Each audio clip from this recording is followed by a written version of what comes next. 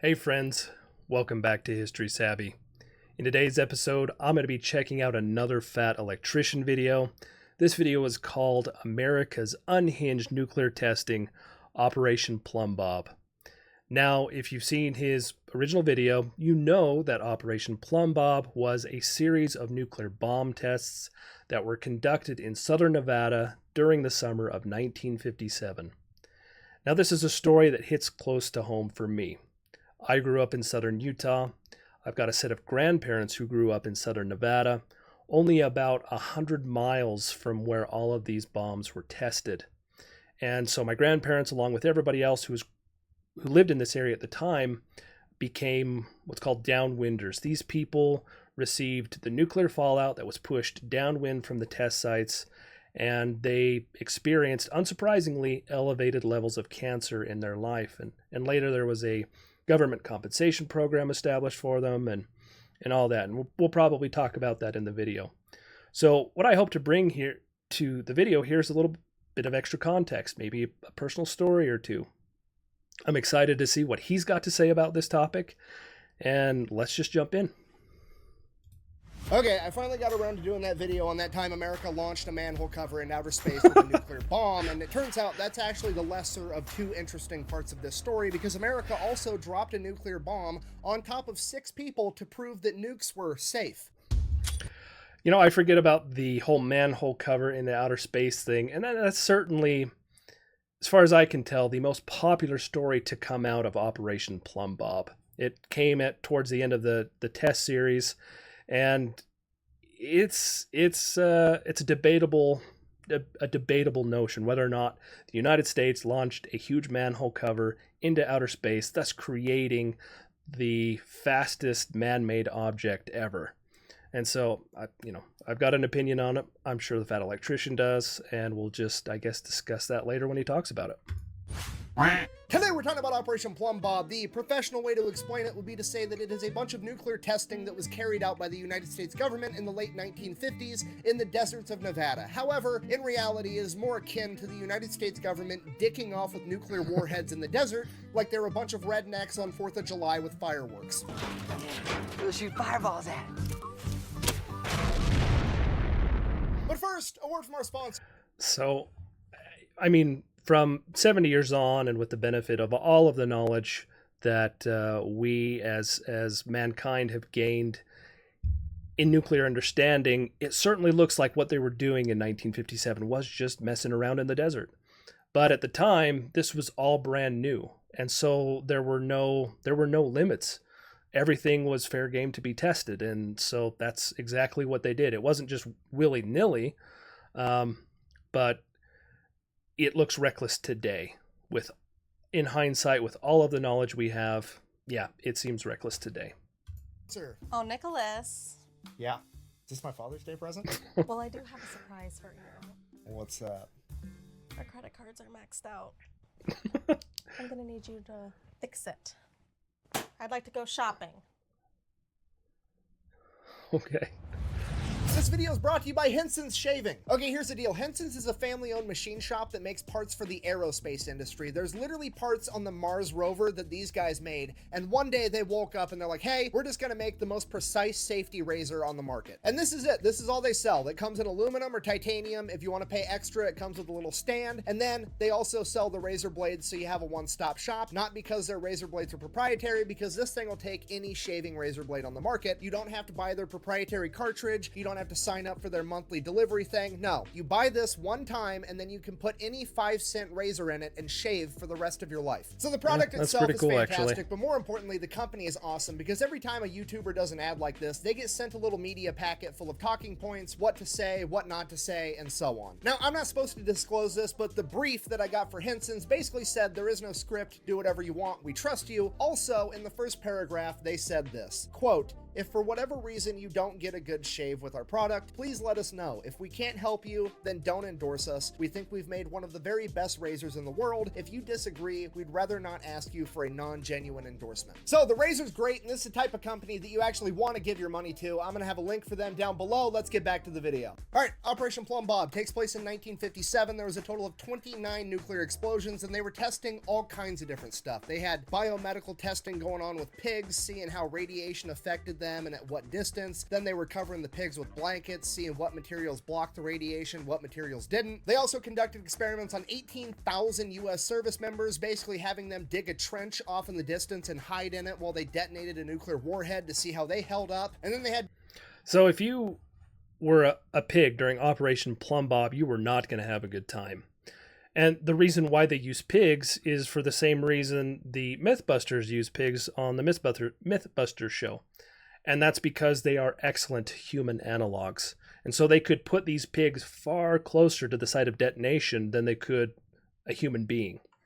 And as he said, they covered these pigs with different materials, blankets, glass, metal, etc., to see how the pigs held up, how their bodies responded to the blast, the heat, the radiation, everything. And unfortunately for these pigs, a lot of them suffered severe burns over the majority of their body. And so they would survive the initial blast, but then would die a few days later in utter agony as a result of all of their severe burns. So it really sucked to be a pig in this test. And they talked about all of the soldiers that partook in the tests. He said 18,000, and that was the largest, to my knowledge, that was the largest number of soldiers who participated in one of these tests. It certainly wasn't the first, though.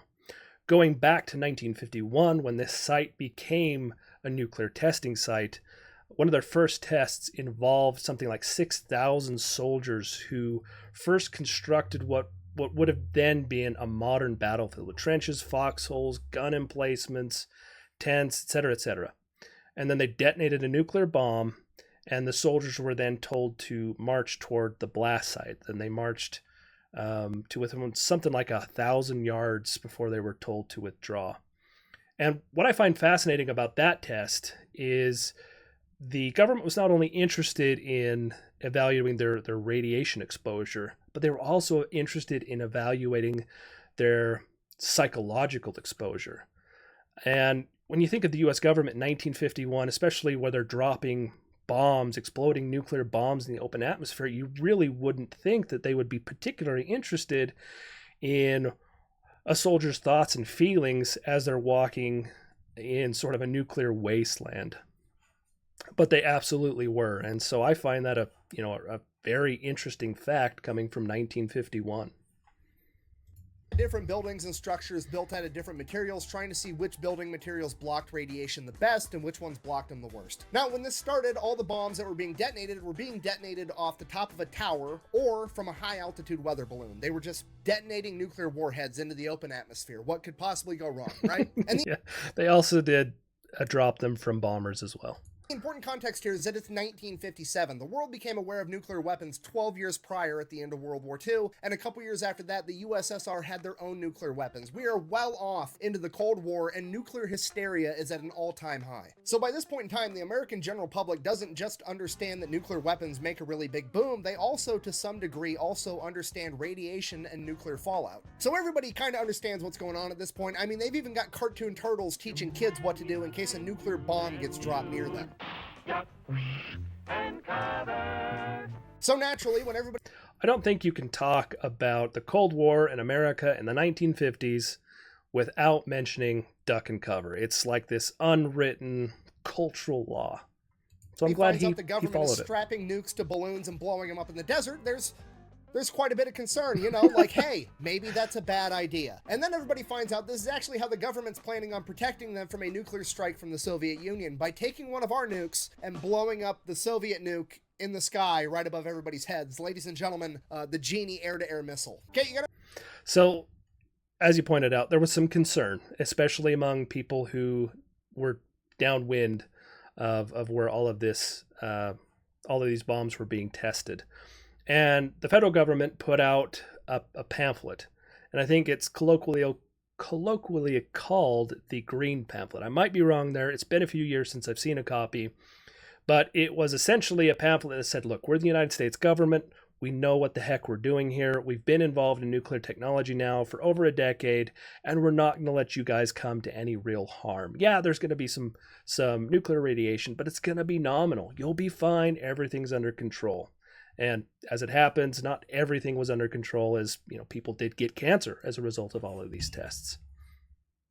Remember, this is the 1950s. There's no intercontinental ballistic missile that can reach from the Soviet Union into America yet. So this means that the only nuclear strike risk really comes from Soviet bombers flying into America and dropping their bombs. So yeah, the bomber risk was by far the more, I guess, prominent way that, or the more probable way that the Soviet Union would insert nuclear weapons into the continental United States. But as it happens in the summer of 1957, the Soviet Union did, in fact, complete a successful test of an ICBM. I can't remember the name of it, but they launched it. It flew something like 4,000 to 5,000 kilometers. And so it was absolutely capable of delivering a nuclear payload into the United States. Also at this time, the United States was developing their own ICBMs. The tests were like the Atlas and the Titan. I think the Titan was the actual missile platform that became an ICBM. So ICBMs were very nearly ready for production and use. But of course, bombers were old and reliable, and that's how they were planning on bringing a lot of nuclear weapons to the United States. And of course, you're not going to launch one or two bombers. You're going to launch a whole ton of them. And that poses a problem for defense. And that's where the Atlas nuclear bomb comes in. Let's see how much he talks about it. Oh, we got to be ready to shoot down these planes, right? Obviously. Problem, again, it's the 1950s. There's no sophisticated anti-air systems yet, okay? There's not really any air-to-air missiles that our fighter jets can shoot accurately. So, the going theory was that we're going to use this nuclear fucking missile and shoot it at an entire formation of Soviet planes and blow all of them up at once. Genius! Okay, and on a rudimentary level, this may...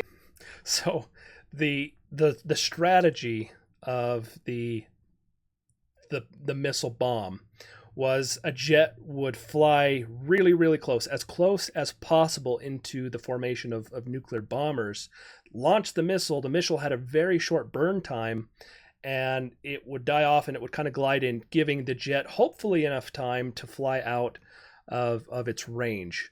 And the bomb would blow up. It had a huge range of total destruction, total damage, and it was just going to wipe out everything that was within its range. It wouldn't just knock bombers out of the sky, it would totally disintegrate them. And so that's what they went with, and it certainly makes sense on a kind of practical level. Like, how else are you going to defend against it? And in a lot of ways, it's not a bad idea to blow up a bomb in the air, depending on how high it is, but when it comes to nuclear weapons, everyone's a loser. I'll say that. Makes complete sense, right? If you can't be accurate, you increase the margin of error. Right. If you're not good with shooting a pistol, maybe grab a shotgun. It's easier to hit your target. However, what they've went and done with the Genie missile might be a little bit of overkill, because what they've essentially said is, well, I'm not very accurate with air-to-air missiles for shooting down planes, so instead I've opted to create a spawn point for the fucking sun. So naturally, now everybody's absolutely terrified, and the government's like, guys, calm down. It's going to be completely fine. There's no... You know what? I'll just prove it to you. Give me 5 volunteers and a camera guy, but don't tell him what he's doing. On July 19th, 1957, the United States government detonated a Genie air-to-air nuclear missile with a 1.5 kiloton warhead directly above the heads of 5 U.S. service members that volunteered to be there, and a camera guy that was not informed of what he was doing until a couple hours beforehand. So, I'm glad he brings up the point of kilotonnage. The Genie was a 1.5 kiloton air-to-air atomic missile. Now, to put that into perspective, the first bomb dropped on Japan was 15,000 kilotons. The second bomb dropped on Japan during World War II was 20,000 kilotons. So there's a huge exponential difference between these two. A kiloton is 1,000 tons or the equivalent of 1,000 tons of TNT. Now, even during this time, the nuclear weapons that the United States aimed at the USSR and the USSR aimed at the United States were not measured in kilotons. They're measured in megatons, and that is equivalent to 1 million tons of TNT. So again, exponentially bigger. So 1.5 kilotons is going to be a big bomb, but it's not huge in comparison to a lot of the other nuclear bombs that were tested in Nevada at this time. And I believe they didn't test any larger bombs than 75 kilotons in the open atmosphere during all of their nuclear testing. I'm out. What? You cannot pull out of this. I'm pulling out. You're way too late to pull out. I'm pulling out. No, you're not. You're leaving it in. I've been pulling out for years, son. And in your head, you're probably picturing like 5 dudes in hazmat suits with a welding mask on. No, it's literally 5 bros in their military uniforms standing in the middle of the desert with no glasses, making direct eye contact with a nuclear explosion while one of them is holding a sign that says Ground Zero, Population 5, because that shit's funny. We felt a heat pulse, a very bright light, a fireball. It is red. The sky looks black about it. It is boiling above us there. It is rapidly losing its color. There is the ground wave. It is over, folks. It is tremendous. Directly above our heads. It went. It went. Okay, now let's just take a minute and appreciate the fact that you've probably just witnessed the most testicular fortitude ever captured on camera. Secondly, let's also admire the fact that the sign that says Ground Zero, Population 5 is not only funny at face value, but it's hilarious that they only counted the 5 of them in the camera and not the cameraman himself, because even back in 1957, they knew that the cameraman never dies. I'm actually Or didn't exist. Frodo Baggins. And out of respect for them being, to the best of my knowledge, the only 6 people that have ever volunteered to have a nuclear warhead dropped directly above their foreheads, I'm going to go ahead and read their names off. The cameraman's name is George Yoshitake, and the 5 service members are as follows: Colonel Sidney Bruce, Lieutenant Colonel Frank Ball, Major John Hughes, Major Norman Bodinger, and Don Luttrell. Apparently the cameraman... Which I think it's interesting that all of them were officers. There weren't any enlisted men that participated in that test. And before he goes too much further, the nuclear bomb was detonated at 20,000 feet above their heads. That's quite high. To put that into perspective, airliners fly at like 35 to 38,000 feet on average. So it's lower than your typical airliner, but it is also quite high up. So you're not in a great amount of danger, and a lot of the radiation that the bomb produced is going to dissipate into the atmosphere and just kind of float away or be blown away before you're going to experience it. So as far as experience in nuclear test goes, you're relatively safe there. And Mr. Yoshitake had filmed a bunch of other nuclear tests in the past, and he thought that this was going to be no different than all the other ones, where he's miles and miles away just filming a mushroom cloud, and he didn't know that they were going to be dropping the bomb directly above him until like a couple hours beforehand, and he was already there. After arriving to the test site, he was briefed on what was going to go down, and according to him, he was pretty much completely unfazed. He did not care at all, and he was 100% game to partake in this experiment, which I think we can all agree is gangster as fuck. This is what I picture. What did you picture? I walk in there like a fucking gangster. And then he goes on to live a normal life until he passed away in 2013 at the age of 84. And the other 5 service members that were also involved in this experiment all lived full, happy lives. As far as I could tell, the youngest any of them passed away was 71, and the rest of them all lived into their 70s. And while it's great that they were all okay, the PR stunt itself wasn't really that effective because the general public wasn't swayed very much by it. They still wanted them to stop blowing up nuclear bombs all the time. So finally, the US government's like, fine, we'll stop blowing up so many bombs in the desert. And the American people are like, and above the desert in the atmosphere. Okay, fine. And above the desert in the atmosphere. And in the ocean. Fine. We won't detonate nuclear bombs in the ocean either. And that is the story of how nuclear testing finally came to an end. No, I'm just kidding. The government then decided to opt for the loophole, and they were going to bore a 500-foot deep hole in the middle of the desert so that they could blow up a nuke underground because nobody would be mad, because people were only mad about on the surface, in the atmosphere, and in the ocean. Surely blowing one up underground wouldn't be that big of a deal, right? I mean, what? So before he gets too much further, these above ground tests that happened were big enough that they would rattle windows in towns up to 100 miles away, like the town my grandparents grew up in. And my grandma passed away from cancer, and we filed paperwork to get compensation as a downwinder, something that my grandpa wanted. And so that's what we did. And I, helped fill out the paperwork for this. And in doing so, I learned a fair bit about what life was like as a downwinder at this time. And I was surprised to find that a lot of these tests were conducted in the early hours of the morning, about 5 a.m., almost on the dot, when you could expect to hear the bomb, see a light flash, and then have your windows rattle. And that was just what they did. Occasionally, they would have a bomb that blew up during the middle of the day. As part of the application for compensation from the federal government, you had to prove that you were living in the affected area during the period of these tests. And went through my grandma's diary, and in one particular entry from, it was February, I think it was 1955 or 6, something like that, she commented that she heard the bomb at noon that day. And so that was one particular incident where it wasn't at 5 a.m. But going back into all these records, I found that they were at 5 a.m. And Grandpa said that was just a normal thing that people experienced. You see the flash, windows rattle, and everyone's moving on with their lives. Now, if you were in Las Vegas at this time, you could attend a nuclear bomb watch party where you would drink cocktails and eat canapes at soirees all night long, and then see the nuclear bomb explode or go off at 5 a.m. And then you can go home and sleep it off. And so the nuclear bomb became a real tourist draw to Las Vegas, and Las Vegas was lucky.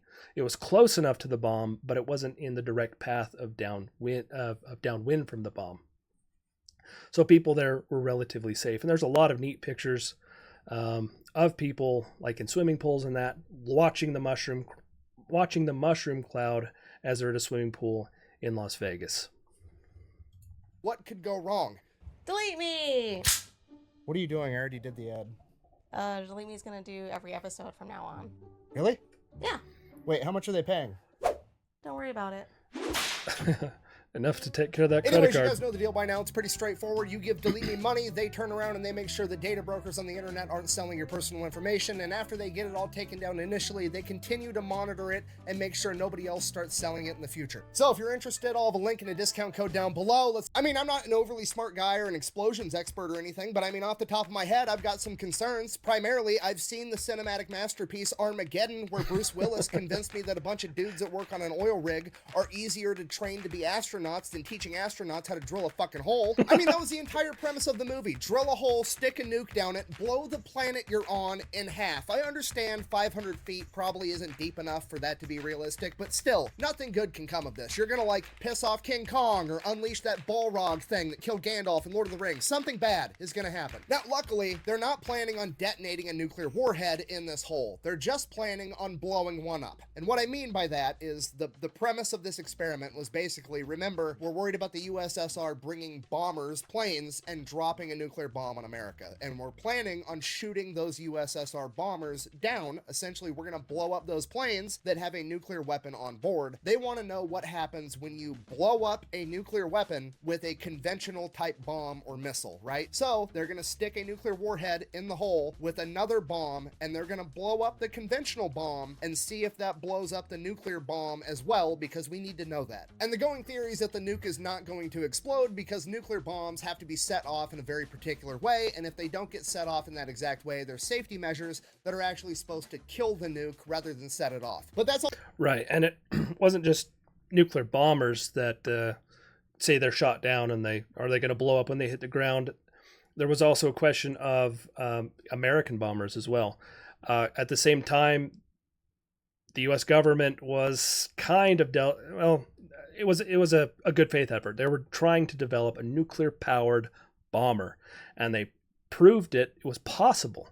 And you can see their 2 test platforms at the Idaho National Laboratory site, which is another nuclear test site, not for bombs but for nuclear reactors, and they're quite big, and they're right near the first breeder reactor that powered a town in Idaho for a little while. I've got a video on that. You can check that out.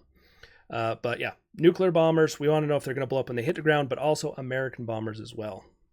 It's all theoretical, and there's only one real way to actually test it, right? You're going to back up, grab a camera, yell World Star, and see what happens. So that's exactly what they do. July 26, 1957, they have the first underground nuclear test ever, known as Pascal A. Takes them all day to set it up. They got to lower the device down this hole, they get everything ready. Then, on top of the hole, you know, in case the nuclear bomb does go off, they lower a 5-foot thick slab of concrete that weighs thousands and thousands of pounds. And then on top of the hole, they have some kind of lid. I'm not sure what material it was, they didn't say, but sitting on top of the lid, there was a bunch of sensing equipment, because remember, they're not expecting a big explosion. They're expecting a really small explosion, and they want to get as much data from it as possible. So they have like sensors and cameras aiming down the hole through this lid. And I will now let the head scientist in charge, Bob Brownlee, take the story from here. And I quote, "They finally got it down the hole, by my recollection, about 10 o'clock at night or so. There wasn't much time to go back to Mercury, go to bed, get up the next morning and shoot it. So somebody said, why don't we just shoot it now and then go in? And it was the world's finest Roman candle, because at night it was all visible. Blue fire shot hundreds of feet into the air. Everybody was down in the area, and then they all jumped up, jumped in their cars, and drove like crazy, not even counting who was there and who came out of the area." So the safety equipment didn't work. The nuclear part went off, generating an explosion about 50,000 times bigger than they were anticipating. Apparently, the explosion was so large that seismic equipment from all over the world could sense this explosion. You know, seismic equipment being the shit they use to detect earthquakes. Another scientist that was present The Soviets were described it interested. as, and I quote, "the biggest damn Roman candle you ever saw. It was beautiful. Big blue glow in the sky." And because of this, the United States government comes to the realization, okay, maybe underground nuclear testing isn't that great of it. I'm just fucking with you guys. They redid the exact same experiment like a month later, August 27th, 1957. And they didn't really change a whole lot about the experiment. They took the device, they stuck it down the hole, they put thousands of pounds of concrete directly on top of it, and then the only thing they did change was, instead of whatever lid they were using before that they could like put sensors through and shit, they went and tried to control the explosion by getting a 2,000-pound manhole cover, and then they welded it shut over the top of the hole. They then took the best high-speed camera they could find and aimed it at the manhole cover, because if the safety device failed again, whatever happens to the manhole cover was, and I quote, "scientifically interesting," aka they're just doing Mythbusters shit with DOD money. So they detonate the bomb, the safety device fails, the nuclear portion goes off, and in hindsight, what happened is when you have a nuclear bomb go off with thousands of pounds of concrete directly on top of it, that concrete is instantly vaporized and turned into gas, and then that gas is also instantly superheated, and superheated gas expands a lot, and this is an enclosed environment because they welded the manhole cover shut. If you're not picking up what I'm putting down, the scientists just inadvertently turned the planet into a fucking potato gun and launched this 2,000-pound manhole cover, presumably into outer space.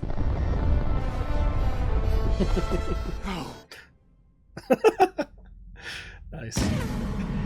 So all the scientists, being pros, start asking the question that everybody wants the answer to: how fast do you think that manhole cover was going? So they go to the high-speed camera. Okay, this camera is taking 1 frame per 1,000th of a second. Okay, it's a lot of fucking pictures. The manhole cover appears in 1 singular frame, and that is it. So because it was only captured by a single frame and not multiple frames, they can't calculate how far it was traveling over a period of time, so all they can calculate is the minimum speed that it would have to be going to only be captured by a single frame in the span of the camera shot. And the calculation they came up with was that manhole cover was moving at least 150,000 miles an hour. That is Mach 195. It is 195 times faster than the speed of sound. And the best part about all this is that this happened prior to Sputnik 1, meaning that if this manhole cover made it into outer space, it was the first man-made object to ever make it into outer space. It didn't make it into outer space. It would have burnt up in the atmosphere just like meteorites do. Oh shit, you're right. I completely forgot that every single meteorite that's ever come into the Earth's atmosphere is burnt up completely and never actually makes it to the ground. I'll be right back. I've got to go tell all the dinosaurs to stand up and quit being babies, because clearly they're exaggerating. So, I think we know where he stands on this. That, yes, the manhole cover was shot into space at an incredible speed. Where I fall and Mr. Brownlee falls is it didn't make it. Metal, it's going to absorb heat, and there's a thing called air friction. And so if you're launching it and it's moving fast against an atmosphere, against air, that's going to create an enormous amount of friction. And when you heat up metal, it's going to soften, and it's going to melt, and it's going to dissolve. And so physics still applies here. Air friction exists. And so, in my opinion, it just heated, melted, and just disappeared. It just vaporized.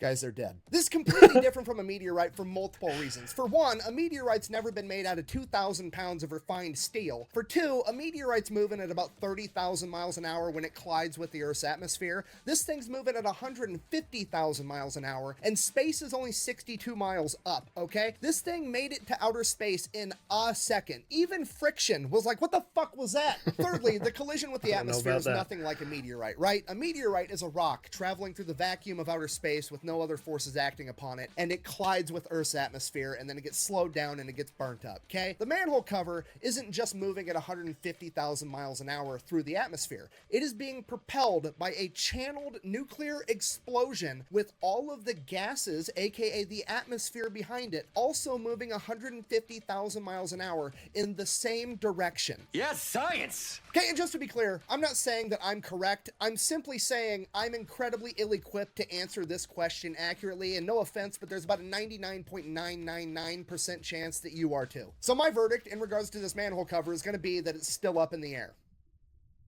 It was a horrible dad joke. I'm sorry. Moving on. Now, fast forward, nuclear testing continued both underground, above ground, and in the atmosphere until 1963, when they signed a treaty with the Soviet Union and Great Britain that the only nuclear testing allowed was going to be underground. Now, fast forward again a couple of decades, and people's concerns over atmospheric nuclear bomb detonations turned out to be 100% legitimate because a ton of people ended up having elevated risks of cancer. Both the 18,000 soldiers that were present in Operation Plumbbob had highly elevated likelihoods of developing leukemia and thyroid cancer, as well as thousands of civilians that were living in towns near the test sites. And I know what you're thinking, how come those people got cancer, but the guys that literally stood underneath a nuclear bomb as it was detonated didn't? Well, the way that nuclear radiation works is that it dissipates pretty quickly over like 2 to 3 days, and then it's completely gone. Which is why, like, all the old videos and protocols telling you what to do in case of a nuclear attack always told you, duck and cover from the initial blast wave and then make your way inside and stay inside for like a week. After that, the radiation is decayed enough that it shouldn't hurt you. So the guys that...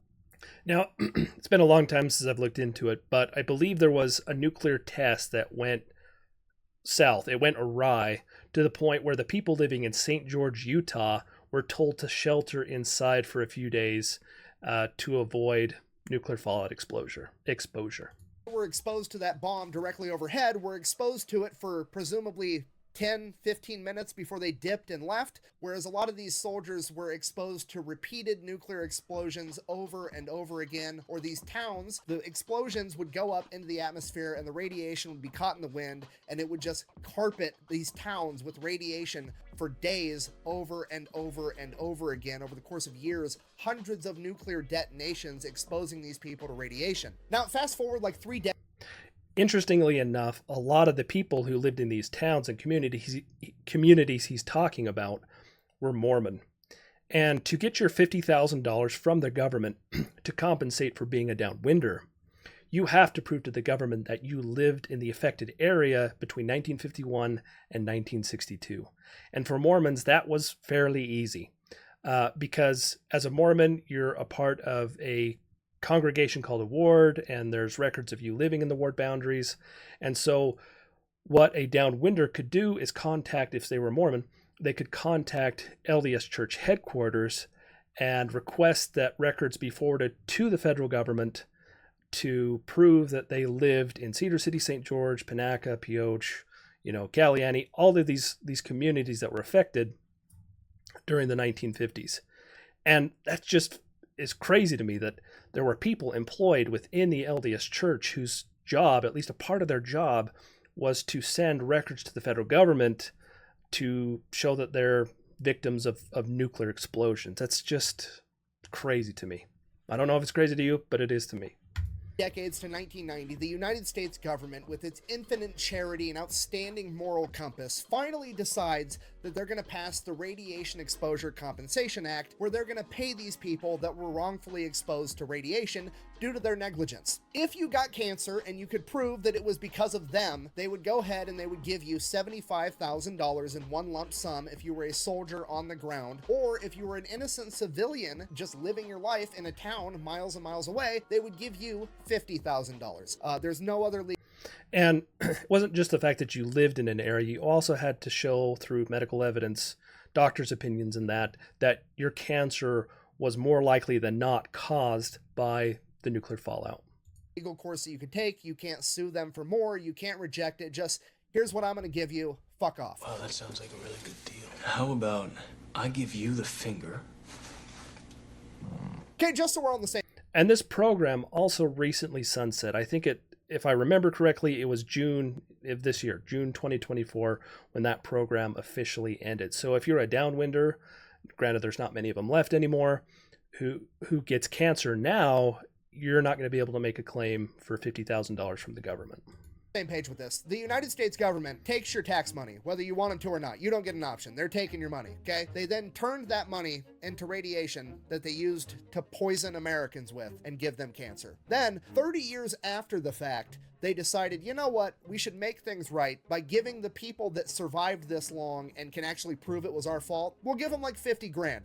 Bear in mind, that 50 grand is also money that was tax money that they took. So they took your money, used it to poison you, and then to pay you off, they gave you some of your money back. I'm from the government, and I'm here to help. Can you understand how Classic absolutely line. crazy that is? Imagine somebody walked up to somebody on the street and was like, hey, give me all the money in your wallet, or I'm going to throw you in a cage for years against your will. And you're like, okay, and you give them all the money in your wallet. They turn around, they go buy brass knuckles, come back, and then punch you in the face with the brass knuckles that they just bought with your money. And then they look down at you and they're like, oh, I really hurt you, my bad. And then they get into your pocket, find another $20 bill, pull that $20 bill out of your pocket, and then hand it back to you to pay you off for punching you in the face. It's never too early to learn that the government is a greedy piglet that suckles on a taxpayer's teat until they have sore, chapped nipples. I gotta end this video. I feel radicalized. In conclusion, this has been the story of 6 crazy bastards that volunteered to have a nuclear bomb detonated directly above their head, and that time that America may have accidentally launched a manhole cover into outer space, potentially becoming the first man-made object ever, and that time that the US government poisoned tens of thousands of people with radiation, giving them cancer, and basically had no consequences for it whatsoever. Thanks for watching. Best way to support the channel is go buy some. So I think of all the videos I've watched of his to this point, this is probably my favorite. But it also helps, no doubt, that, like I say, I've got a personal connection to this story, and it hits close to home. So, well done, Fat Electrician. A lot of good information. Really, he didn't get too crazy with the fast and loose facts in this one. Good job. And I'd like to thank you for watching. If you stuck with me this far, I hope you enjoyed it.